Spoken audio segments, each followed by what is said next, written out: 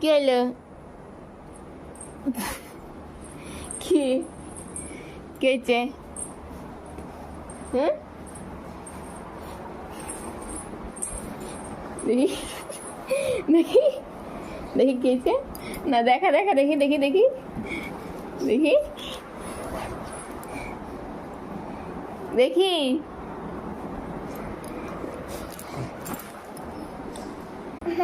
শোয়ার জায়গা উঠবি তুই?